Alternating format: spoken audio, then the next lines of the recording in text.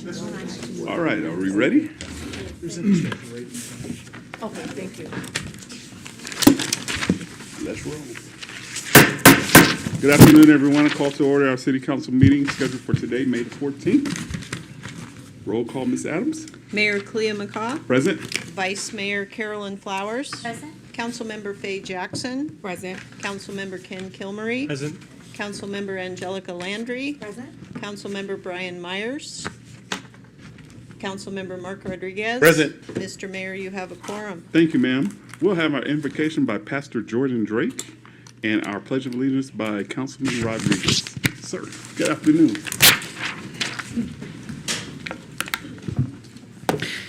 Heavenly Father, I'm very grateful for our city, for our council members, for the citizens of this city. I'm thankful, Lord, that you're aware of what we need even before we ask. I ask you this evening, Lord, for the items on the agenda, Lord, the different things that need to be voted on and discussed, that you'd keep each heart charitable and inclined towards the truth. Keep our hearts humble, Lord. We need you more than we realize. I pray, God, that you'd help us to remember, Lord, that you created us, you gave us life, and you've blessed us with this beautiful city. Help us to honor you, Lord, with it. And God, I pray for each person in authority that you'd help them to stand by the integrity you expect them to uphold. You'd encourage their heart, Lord, because I'm very grateful for their service, the time and energy and money they've spent and sacrificed to make this city a better place. So God, I pray that you give wisdom and discernment for each person involved in the decisions that are made tonight, and help them, God, to remember that you are the one who gave them all that they have. Thank you for these things, and I pray these things in Jesus' name. Amen. Please join me in the Pledge of Allegiance. I pledge allegiance to the flag of the United States of America and to the republic for which it stands, one nation, under God, indivisible, with liberty and justice for all. Thank you, Pastor Drake. And we'll go to item number 1, Councilwoman Jackson. Thank you, Mr. Mayor. I move that the agenda for May 14th, 2026 council meeting be approved as written. Been properly moved in second. Any discussion items? I'll call for the vote. All those in favor? Opposed? Hearing none, seeing none is passed. On tonight, we have one award. It's to Mr. Felix. Mr. David Felix. He would step forward.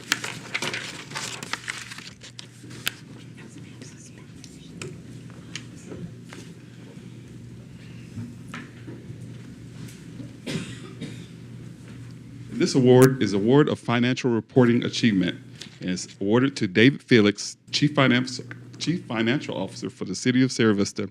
The Award of Financial Reporting Achievement is presented by the Government Finance Officers Association to the individual designated as instrumental in government unit achieving a Certificate of Achievement for Excellence in Financial Reporting. A certificate of achievement is presented to those government units whose annual finance reports are judged to adhere to program standards and represents the highest award in government reporting, financial reporting. Congratulations. Small print. Yes, very small print. Very, very small print. So thank you, sir. Thank you for all you do for our city. And there's your award, sir. Thank you very much. This is the 37th consecutive year we've won this award, so we've got a track record to continue. I want to thank all the department heads, all the staff, and all my staff and the city council that supports what we do. It is a group effort, and our audit firm also helps keep us up to date and all the new requirements. So thanks to everybody involved.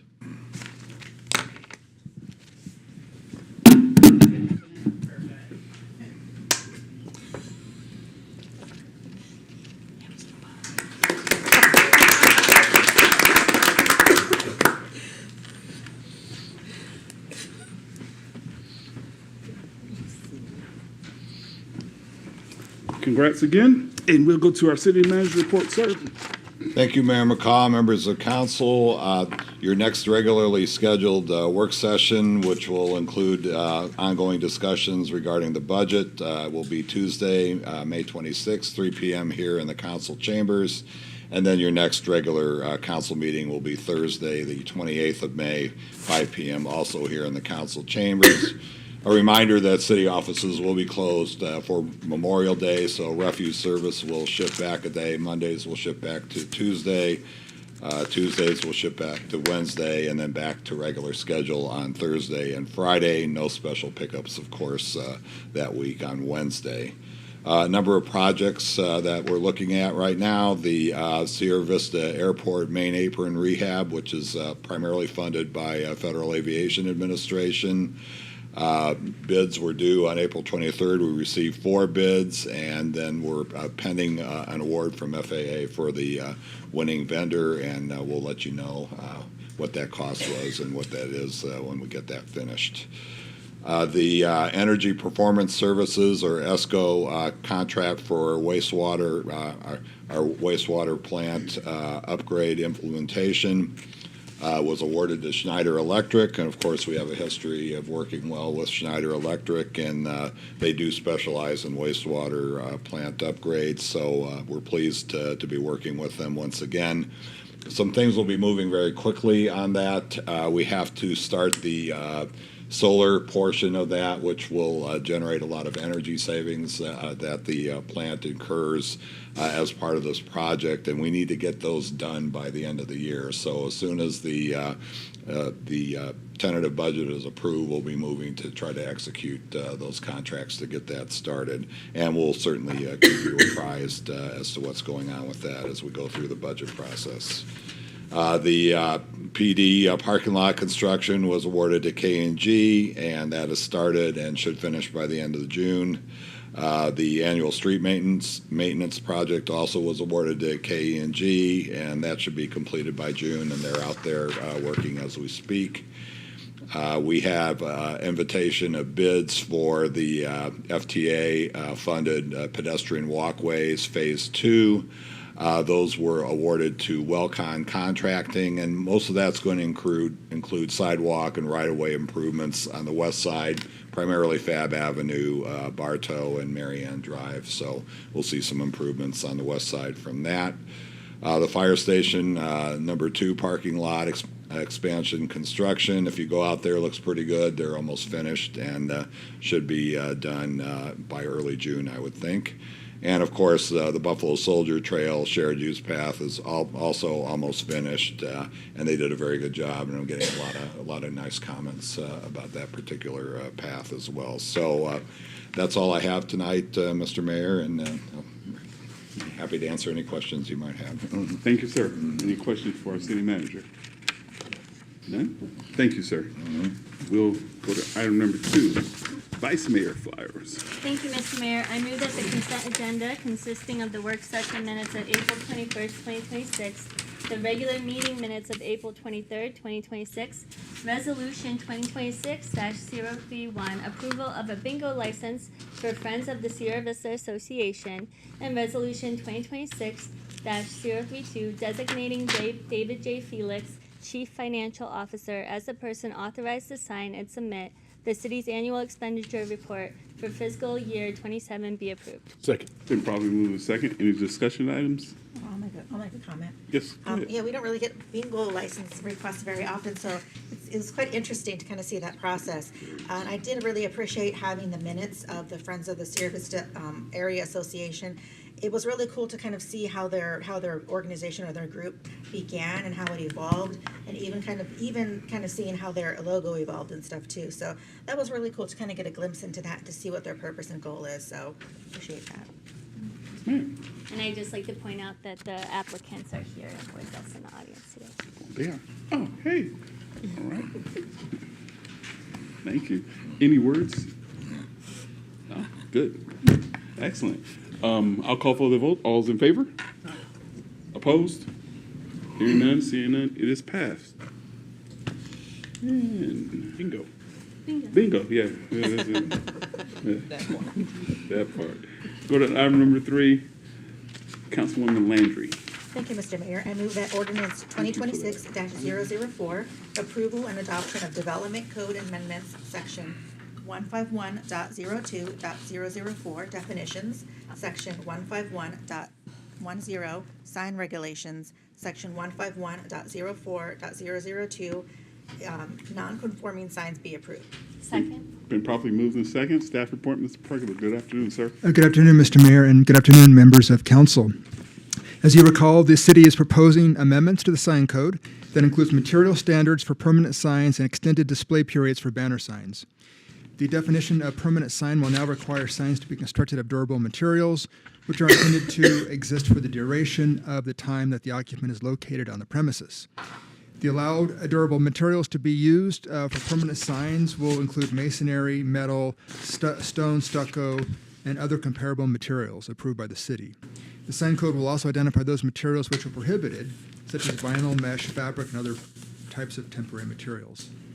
Secondly, the display period for banner signs will be extended an additional year for existing businesses and permitted for up to 1 year for new businesses. The Planning and Zoning Commission heard this item on November 18th and recommended approval of the amendments. On March 26th, City Council approved a 30-day public comment period. The amendments were placed on the city's Engage page where no comments have been received. Approval of the ordinance today is final adoption of the amendments. This does conclude staff's report, Mr. Mayor. Excellent. Thank you. Any discussion items from the dais? Yes, sir. I obviously appreciate all the work on this, and hopefully we'll get the word to all the sign companies, economic development, maybe you can help with that, and small business development center too. Like, everybody work together to understand when new businesses start, like just another thing in their tool bag to understand, what's allowed, what's not. That way nobody spends any money or pays for something, a sign to get made that's not in compliance. So since we just changed it, and maybe so that way everybody's tracking it with the updated code. So hopefully they'll be checking on that obviously themselves as well, but it's always good to get out there and make sure people are tracking things like this when it comes to new businesses. That's all I have. Excellent. Okay. All right. Thank you. I'll call for the vote. All those in favor? Opposed? Hearing none, seeing none. It is passed. And we'll go to item number 4, Councilman Kilmurray. Thank you, Mr. Mayor. I move that Resolution 2026-033, approval of entering into an intergovernmental agreement, IGA, with Cochise County to form a regional SWAT team be approved. Second. Been probably moved in second. Staff report, Deputy Chief. Thank you, Mayor McCall, members of council. Basically what this was, back in March 24th and 26th, Chief Heiser presented the IGA for combining Sierra Vista Police Department and Cochise County Sheriff's Office and having a regional SWAT team. The IGA was approved, however, afterwards it went to the Board of Supervisors, and they realized that the Cochise County Attorney's Office, who works on their IGA, wanted to add some more information into this current one, so they had to pull it from their vote.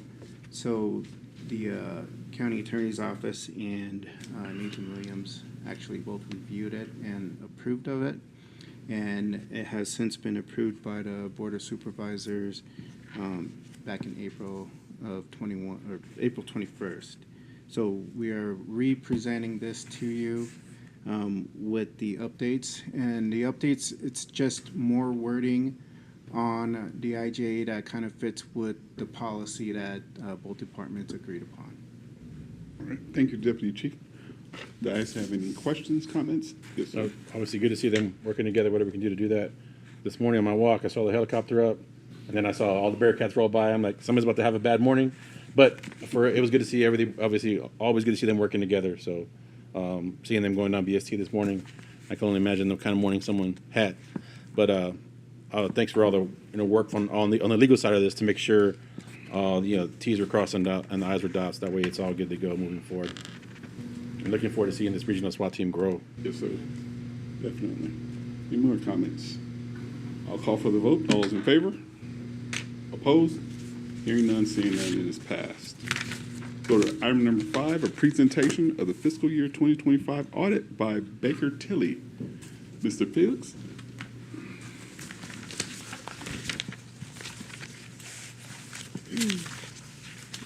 Good evening. I'm online remotely, and I am going to share my screen with a PowerPoint presentation.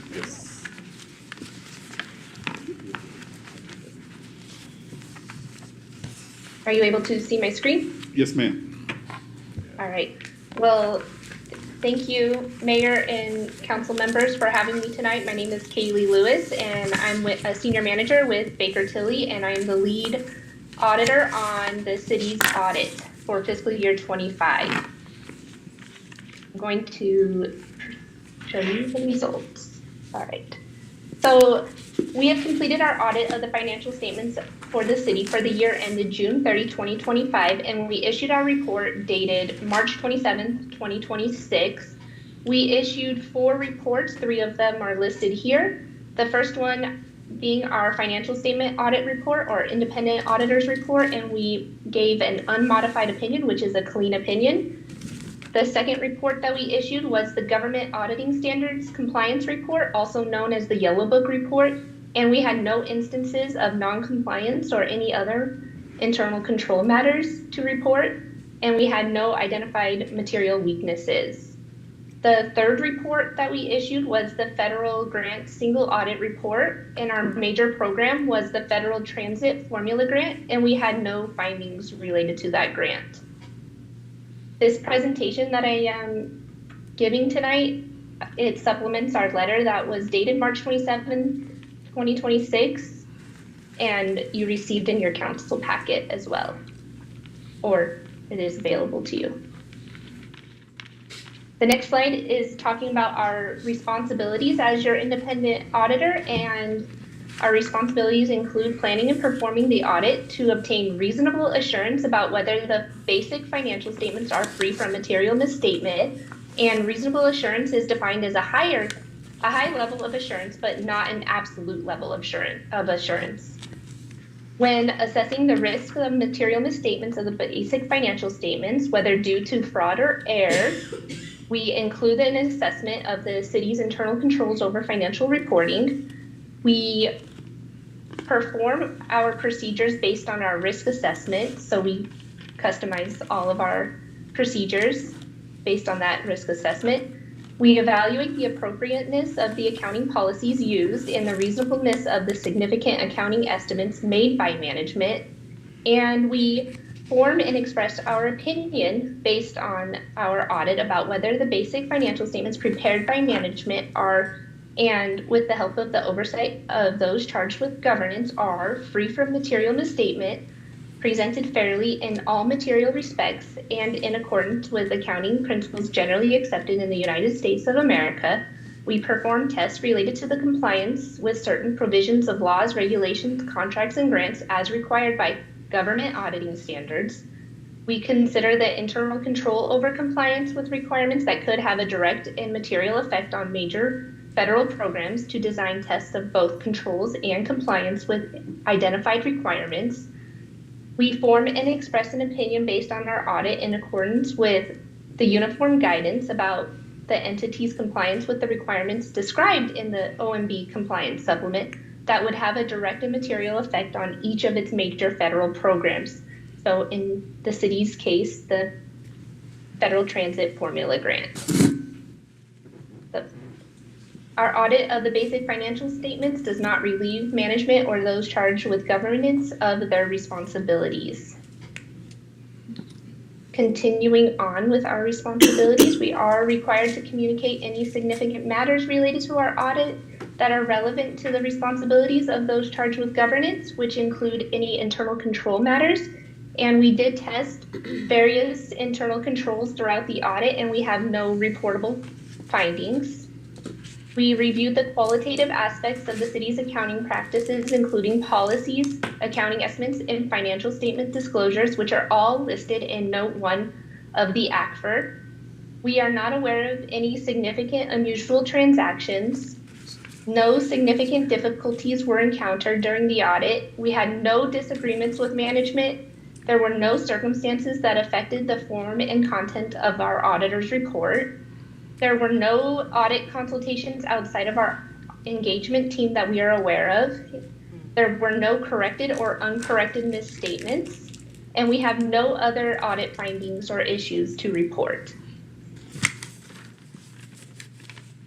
Continuing on with some additional required communications, as I noted previously over here, we are not aware of any outside consultations to other accountants about auditing or accounting matters. We are not aware of any non-compliance with laws or regulations during the audit. We did not identify any instances or known or suspected fraud during the audit. We are required to review certain matters relating to the evaluation of the city's ability to continue as a going concern for a period no less than 12 months from the date of the basic financial statements, which was March 27th, and no such matters or conditions came to our attention about the city's ability to continue operations or meet their financial demands. We're not aware of any significant findings related to related parties during our audit. For every audit that we perform, we do some standard non-attest services. And for the city of Sierra Vista, we prepare the financial statements and the related notes with management's assistance. We propose entries that affect those financial statements. We prepare the auditee section of the data collection form, which is related to your single audit. And we provide management with templates for compiling their management discussion and analysis. And we also assist with the journal entries related to GASB 78 and 74 using the actuarial reports from the state. So that's pension and OPEB related. In addition, we prepare your GASB 34 conversion entries, which are the reconciliation from the balance sheet of the governmental funds to the statement of net position, so modified accrual to full accrual. None of these non-attest services can constitute an audit under generally accepted auditing standards, including government auditing standards. As I mentioned previously, we issued your report over your federal single audit, and we tested the transit program. And in total, the city expended $2,967,946 of federal funds in fiscal year 2025. And the city received an unmodified opinion on their federal major program tested, which again was the Federal Transit Formula Grant. The last report that we issued for the city was the expenditure limitation examination report. And from that report, the city was $3.2 million under the expenditure limitation, which included $69,713,635 of the economic estimates commission expenditure limitation. The city's set expenditure subject to limitation was $66,512,965, which brought us to $3,200,670 under the limitation. Some key financial highlights that are included in the ACFR in the management discussion and analysis were included the general fund being $53.5 million, had $53.5 million in revenues, which were property tax or sales tax, state shared taxes, intergovernmental revenues, and charges for services. The total expenditures of the general fund were $53 million, so the general fund's fund balance remained at a level of $10.5 million. The city had 10 expenses related to business type activities. These expenses were offset by program-specific revenues in the form of charges for services and grants and contributions of $8.7 million. The city's total net position of governmental activities increased by $2.9 million to a total of $94.6 million, and business type activities decreased by $1.8 million to bring them to a total of $27.6 million, representing 77.4% and 22.6% respectively of the total net position of $122.2 million. And that is all for our presentation for the results of the fiscal year 25 audit. If anybody has any questions, I'm available. Guys, any questions? Mr. Mayor, Yes, sir. I had one question. I think it's actually for Chuck. The 3,200,000. I know this is 2025, and that was just our excess for the year. You mean on the expenditure limitation? I'm sorry. Yes. Well, and I do have some comments to say about that, Mayor McCaw and Councilmember Kilmurray. It's actually expenditure limitation is a different number than what our fund balance is. So expenditure limitation is a number that the state gives us that we have to stay under. The fund balance actually portrays, how far over or under we are with regards, in this case, to the general fund. And Mayor McCaw, members of the council, I do have a few things to say about the audit, unless the council has other questions for our auditors. No, sir. A couple things. First, the audit goes all year long. It starts with the budget and the budget process, and it goes through the year in terms of expenditures. I want to thank all the departments, department heads for their prudent spending of city funds during this time. We wouldn't have clean audits if that didn't occur.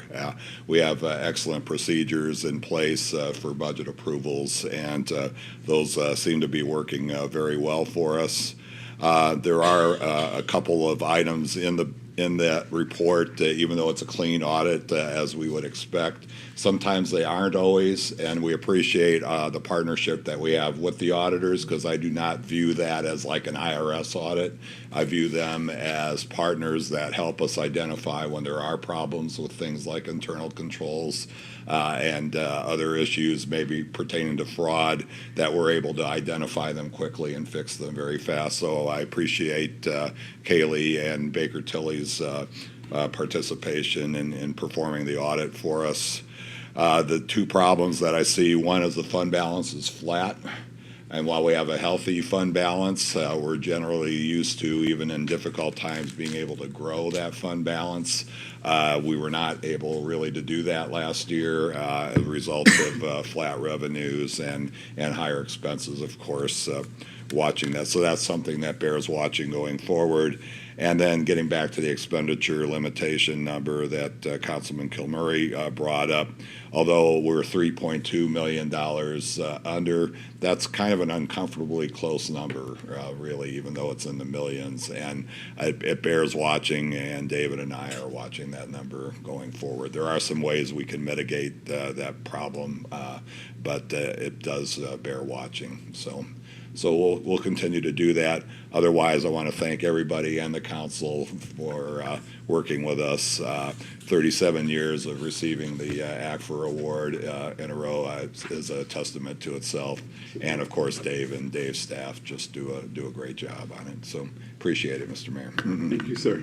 Thank you. Any questions, comments from the dais? All right. Thank you, Ms. Lewis. Appreciate the. Thank you.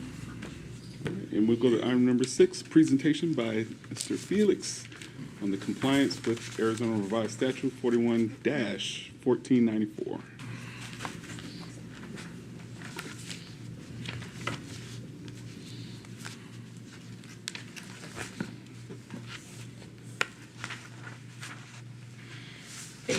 Mayor, members of council, when the state passed the law that said the auditor must make a presentation to the council within 60 days of the end of the issuance of the ACFR, they also passed in that piece that the governing body shall demonstrate compliance with state statute 41-1494. And what that basically says is the city is not mandating that any employee attend any sort of training that will lay blame based off race, creed, color. The only exception would be, and that they don't really call it that, does not preclude sexual harassment training, and we are supposed to certify that. There is no explanation on how you are supposed to certify it We talked with the city attorney, and given this presentation, pretty well we'll do that. Now, we do mandatory training, as you would expect. People have to keep their certifications, police officers, firefighters, mechanics, the parks crew for their pesticide training and that type of stuff. The only other kind of mandatory training the city does is sexual harassment training. There's law training that we'll have every so often for like employment law and things like that. Also for like new managers, some of them will get to go to the training on like interview processes and what is and is not allowable. But we don't have enough budget, and no department head would want to send their employee to anything like that because they've got more important things to spend their budget on. So we go through and we do audit all travel, including yours, as some of you know. We do review all travel, go through all the P cards, all the charges, and make sure all the expenditures meet the city's travel and training policy as well. Be happy to answer any questions you may have. Thank you. Any questions? Questions? All right. Thank you, sir. Thank you. We go to item number 7, Councilwoman Jackson. Thank you, Mr. Mayor. I move that Resolution 2026-034, approval of support Echo and Hope Ranch Day Treatment and Training Facilities and act as pass-through agent be approved. Second. Been properly moved and second. Staff report, Mr. Pregler. Yes, thank you, Mr. Mayor and members of council. Echo and Hope Ranch is proposing to submit a grant application to the Tohono O'odham Nation, requesting $25,000 to fund the purchase of new and gently used furnishings for their day treatment training program, which will be located at 4431 South Highway 92. The day treatment training program provides specialized sensory, motor, cognitive, communicative, social interaction, and behavioral training to promote skill development for individuals with intellectual and developmental disabilities. The new facility will allow Echo Hope Ranch to expand the number of individuals in the program. The Echo Hope Ranch has asked that the city of Sierra Vista be the pass-through entity for the grant. The Tohono O'odham Nation, as part of its gaming license with the state of Arizona, offers grants to support cultural and educational activities within the state.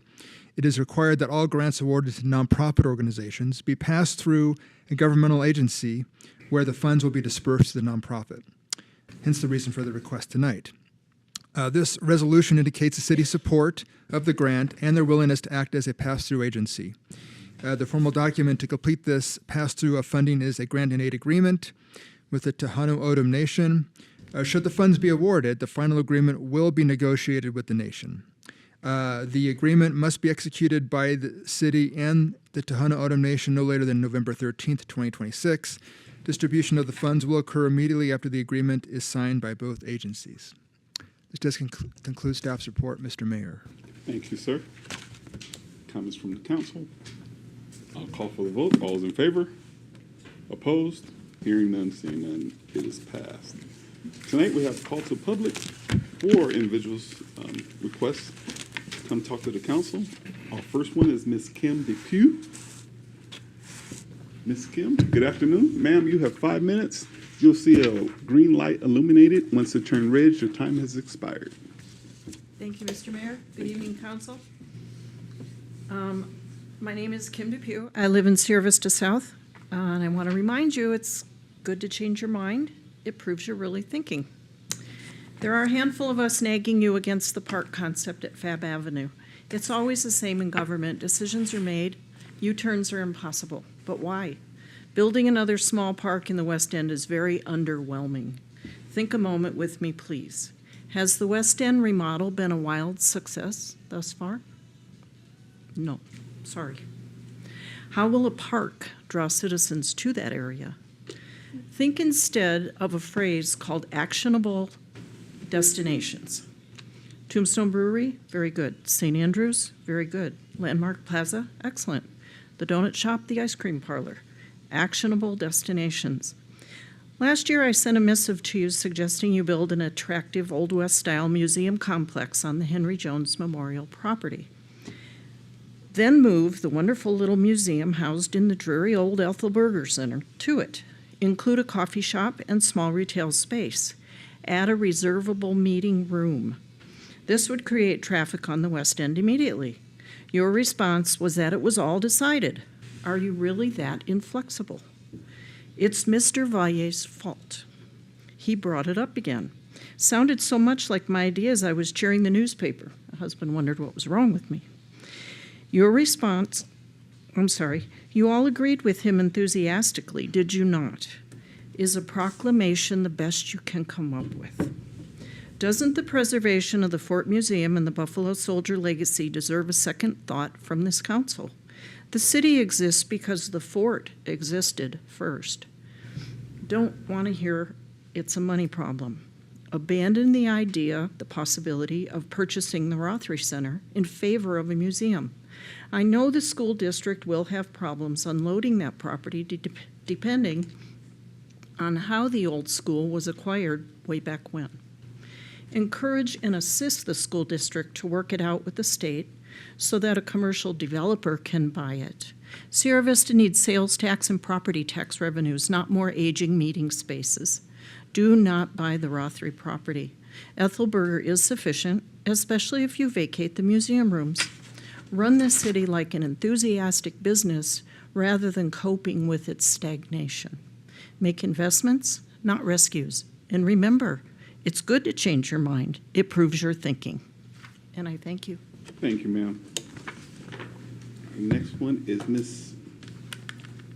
Miss Robertson Cham. Good afternoon, ma'am. Good afternoon. We have 5 minutes. Green light. No problem. Red light, your time is expired. Okay, no problem. Thank you. Mr. Mayor, council members, and staff, I am Chanquetta Robertson, the Executive Director of the Friends of the Sierra Vista Public Library Bookstore. Thank you for allowing me the opportunity to speak tonight on behalf of the Friends of the Sierra Vista Public Library Bookstore. Tonight is not simply about saving a bookstore. It is about preserving a community resource that quietly serves people every single day in ways many may never fully see. For decades, this bookstore has been a place where people come not only to buy affordable books, but to reconnect with community, purpose, and stability. For many of our volunteers, particularly seniors, the bookstore provides structure, companionship, and meaningful engagement. It combats isolation, it gives people a reason to get up in the morning, a place to contribute, and a sense of belonging.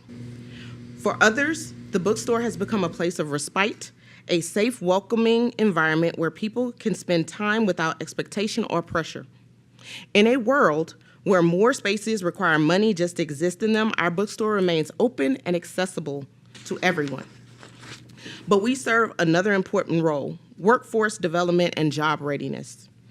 Through partnerships with state contracted programs and community support skills, reentering employment, the bookstore has provided opportunities for individuals developing workplace skills, reentering employment, or building confidence through volunteer-based experience.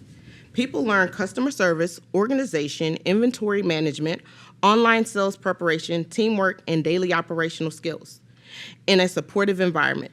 This is a community-based rehabilitation and a workforce preparation happening organically at the local level. And importantly, every dollar invested into saving the bookstore stays here in Sierra Vista.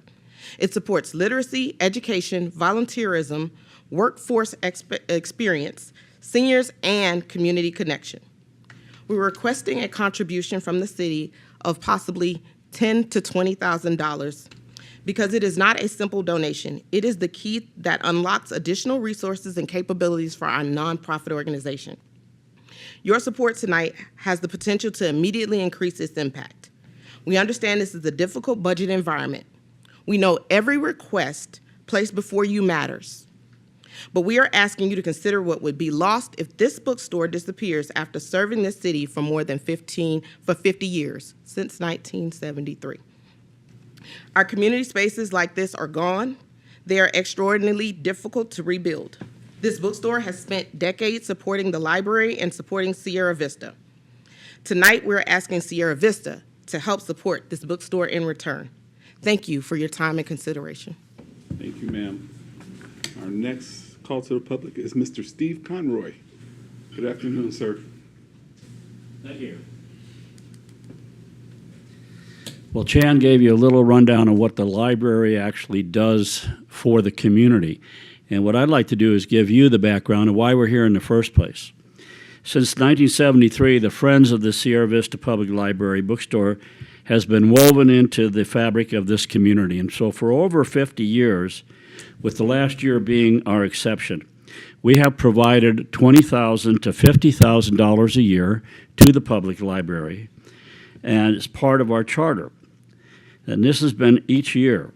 Now, because of a host of actions, which also include the last $20,000 donated to the library, increased rent, utilities, as well as a drop in some customer base based on what's going on in the economy right now, we are in serious financial difficulties to where we will be forced to consider closing if we don't get some immediate relief.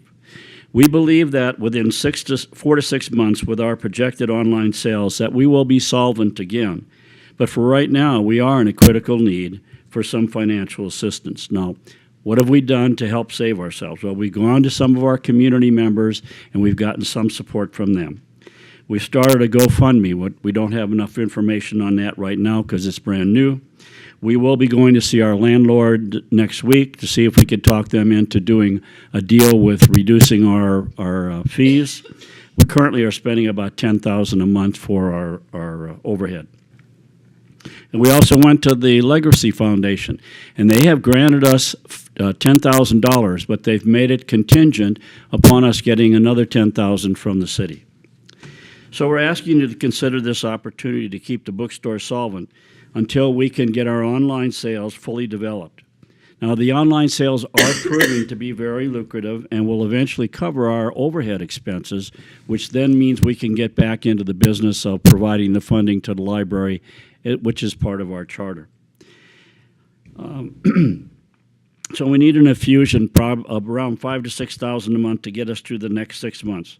And we'll continue our appeals to the community. And once we are solvent, we are very open to bringing that $10,000 back to the city. So it's more of a loan than it is a true grant. Now, if the bookstore goes away, then the city really, it loses the potential of eventually developing or providing $20,000 to $50,000 to the library, which you would not have to expend from the city's budget. So it's kind of a win-win situation if we can stay in business. So that's where we're at right now. And the Friends of the Library bookstore has served this community for then more than 5 decades because it was not because it was easy, but because it matters to our community. And with this one-time assistance, we can keep that tradition alive for the next generation of readers. So thank you very much for your time, for your consideration, and hopefully your assistance. Thank you. Thank you, Mr. Conroy. And our last person is Ms. Jolene Fernald.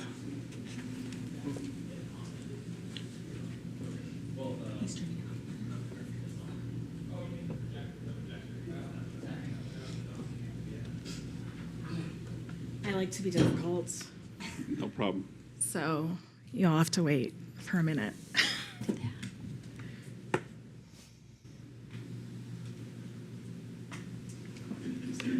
Okay. Did you need to show something on this? Just this. Okay. Hold on. Okay.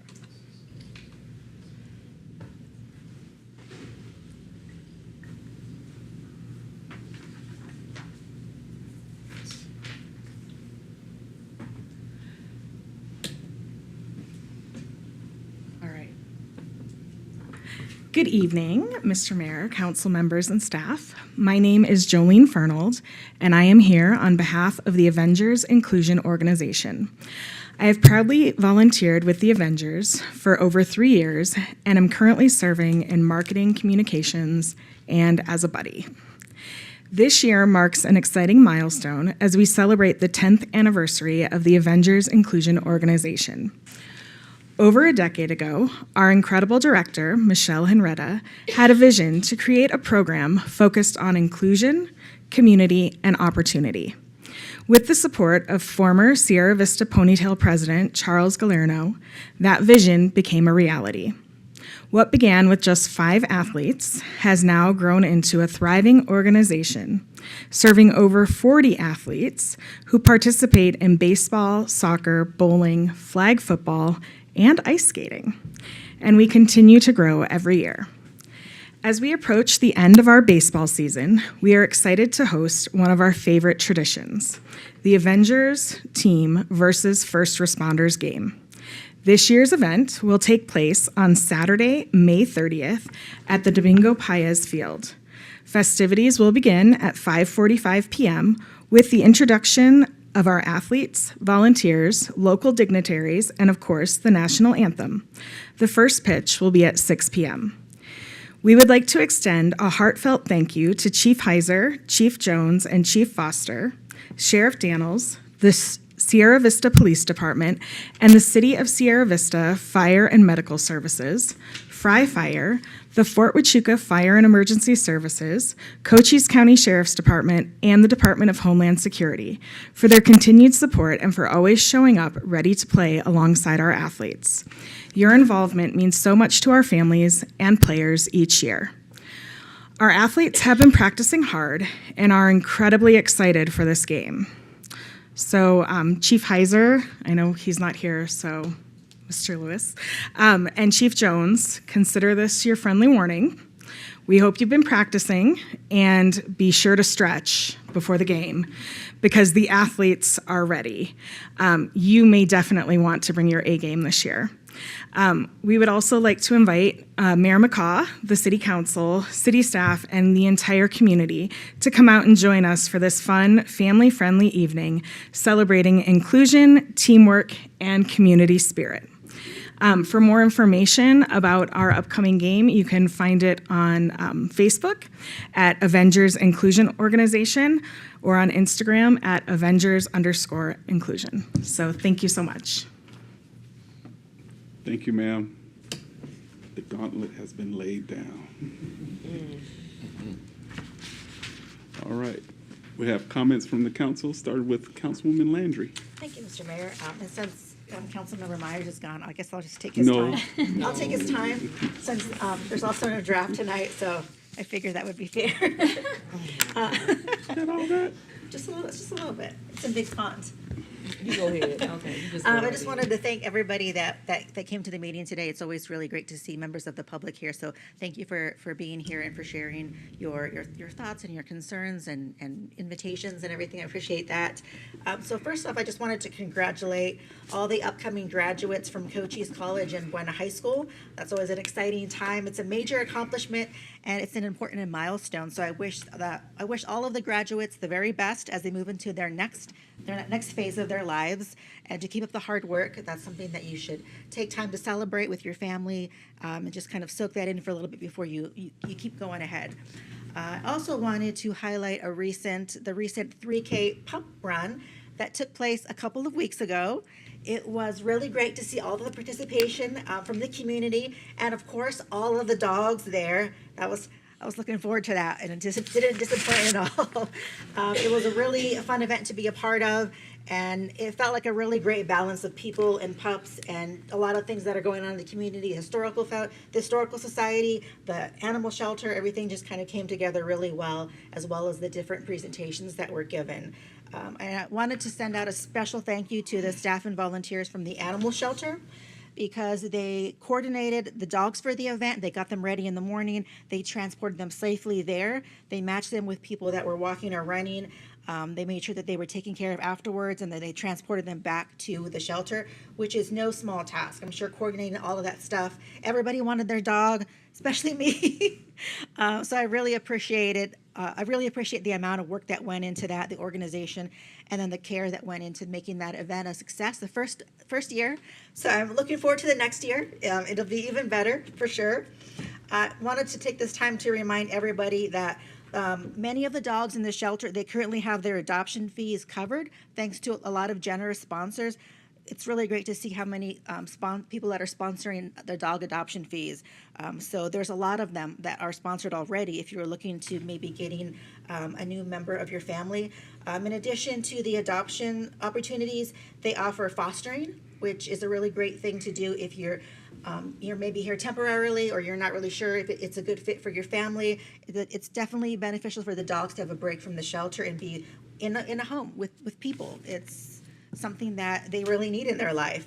There's also daytime and overnight adventure outings for sheltered dogs, which I took advantage of today. I went there and I took a dog named Lil Mama.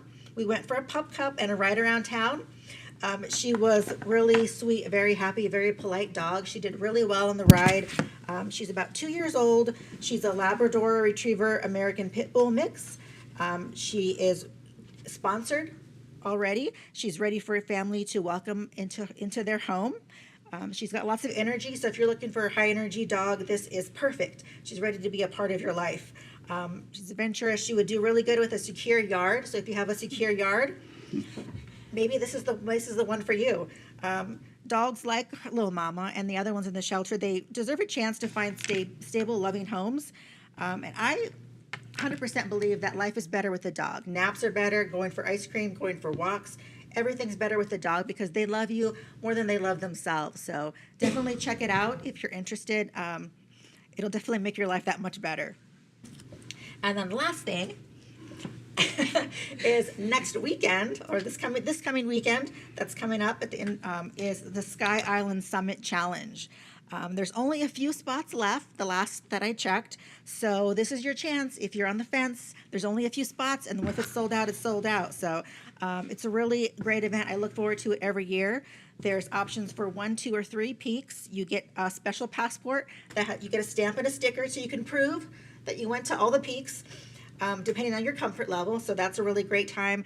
There are people out there, first responders and people that are tracking all the hikers out there and their numbers, making sure that everybody's accounted for, everybody's safe, everybody finishes on time.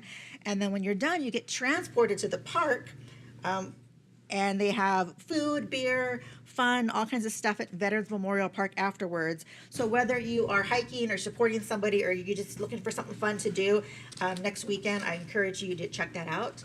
At Veterans Memorial Park, and sign up. If you're not sure, you'll definitely not regret it if you do. With that, be blessed, blessed be. Thank you, ma'am. Councilman Rodriguez. Thanks, sir. Appreciate all the calls of the public. It's always good to hear from our community in that aspect, so thanks for coming out. Last night they had the Colte Awards at Buena, which is like the ESPY Awards. If you're familiar with the ESPYs, these are the Coltes, or even better. It was good to see a local alumni. Luis Robles was the guest speaker. He's went on to be a famous soccer guy. Obviously, he's still working for Major League Soccer. It was good to see a lot of city employees there and their kids that were nominated. So it was good to see a lot of familiar faces, whether they won or not. They were just nominated, which is I'm very proud that our community has a lot of good students that get involved and stuff like that. This morning, I started off with a hike with the 6th graders from PDS to Carr Canyon to the Carr House. Try to do that with them every year. It's a great trip. So big thanks to CCSO, their SAR team, who put on they were one of the rotating groups, the Astronomy Club, Ms. Danny Cruz, the teacher who put it all together every year, and the Courthouse volunteers. If any school has not done that yet, it's a great opportunity for all ages in our community. I recommend you getting with the Carr House and doing a field trip. It's a quick little hike, so it's a good thing to do. The summer concert series starts tonight at 6:30 at the park. Tonight is the Sierra Vista Community Band, which is an awesome ensemble of all kinds of instruments and all kinds of people, so check that out. Tomorrow is Friday, so you have the Youth Job Fair, 1 to 4 p.m. at Cochise College, downtown, the one on Wilcox. They're going to have mock interviews, resume writing, meet local employers that are looking for young applicants, employees for this summer. It's something the youth has asked for a while, because most of our job fairs in town, you have to have a security clearance or some kind of cert already. This is really geared towards, hey, you know, just getting out of school or looking for a summer job. So that's kind of what it's geared towards. And this is the first one of many to come up.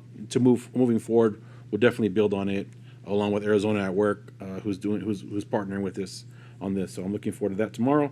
And obviously it's graduation season, a lot of things going on. Pep Tech graduates tomorrow. And then next week is going to be Buena, like she said, project graduation. They're always looking for volunteers and stuff to donate to them. Don't forget to do your video for the Buena graduation. Tonight. Yeah. And then next Tuesday, which is also a lot going on, but we're doing a lunch with Ladd, 11:30 to 1 p.m. at the Hummingbird Senior Resort. So Mr. Steve Ladd is a World War II veteran. There's not very many of them left. He currently resides there. I met him there with the veteran group, and he's turning 100. So Since it's turning 100, we're going to do, like I said, it's called Lunch with Lad. Just drive up there, and 11:30 to 1, up in Hummingbird. You can drive through, honk, wave at him, stop, say hi, thank him for his service. There's a few teachers in the school districts that are making birthday cards for him, so I know he's going to be excited about that. So it's going to be a really cool time on Tuesday. And as I mentioned at our work session, that's also the Sierra Vista's 70th birthday. So, we're looking forward to that, having some kind of event, cake, cupcake, something like that to celebrate that event. And then, thank you for the information. Make sure that you get out to the Avengers game against the first responders on the 30th. It's always a fun one. I like to umpire that when I can because it's a great place to be. You got 2 graduating. And I got 2 graduating seniors this year, so it's crazy times for me and our household. So Excellent. that's what I got. Excellent. Councilman Cameri? Hey, thanks, Mr. Mayor. Sir. Hey, thank you to the calls to the public. I appreciate hearing from everybody every week. I wish we had more every single council session. And then congratulations to the staff for another clean audit. 37 in a row is very, very impressive, and it just goes to show you the value of the process, right? And then to Chuck, in the past, we've had city manager bullet reports on previous meetings. It kind of helps me follow along what you're talking about, all the actions. If we could get those back, I'd appreciate it. That's all I have, Mr. Mayor. Thanks. Excellent. Councilman Jackson? I have nothing. Vice Mayor Flowers? I have nothing. All right. So congrats. Last night we went to the Cochise College graduation of the GED program. It's very heart, touches the heart, seeing those that had life issues. One little girl, Chantel, she dropped out at 12 years old to raise her 3 siblings, and she just finally came back. So Chantel, if you're looking, hey, congrats, getting your degree, your GED. And also this week, the nursing program graduates tonight. Associate's degrees graduates Friday. Deputy Chief, I'll be there. I'll be kind of late Friday night for the awards ceremony, but I will be there. And congratulations to Wayne High School students and also American Leadership Academy, those graduates. You'll have a great time on to the next career of your life. So with that, be blessed and what? Blessed be.